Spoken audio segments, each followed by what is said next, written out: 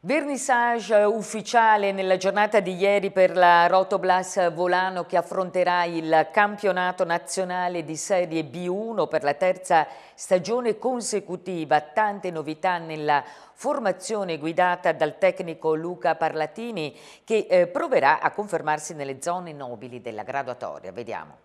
Entusiasmo, voglia di crescere e portare ancora in alto il nome di Volano. Nella cornice della locanda dal Barba di Villa Lagarina è andata in scena la presentazione della Rotoblas Volano Volley 2020-2021.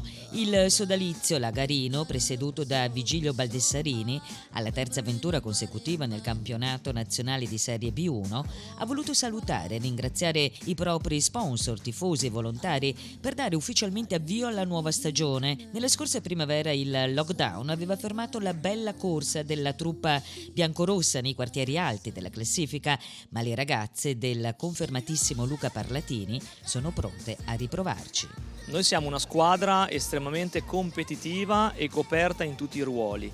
Ci sono giocatrici che si stanno mettendo a disposizione in tutto quello che fanno in palestra, di conseguenza secondo me ci saranno ambizioni alte, ma il confronto con le squadre avversarie poi dirà quanto. Un roster rinnovato e ambizioso nonostante i tanti addii registrati in estate, ma i gradi di capitano spetteranno ancora alla centrale Martina Bogatek. Per l'esperta atleta perginese inizierà la terza annata di fila in via Zucchelli. Non diciamo niente perché porta un po' sfortuna, però sicuramente i playoff cerchiamo, è il nostro obiettivo, insomma. Tanti volti nuovi di sicuro affidamento in casa Rotoblas. Alla corte di coach Parlatini sono sbarcate le alzatrici Guerra e Bortolot, il libero della Valentina, la centrale Gabrieli, l'opposto Nalmodi e le bande Pozzoni e Barbolini. Non vediamo l'ora di iniziare il campionato, anche se manca ancora parecchio.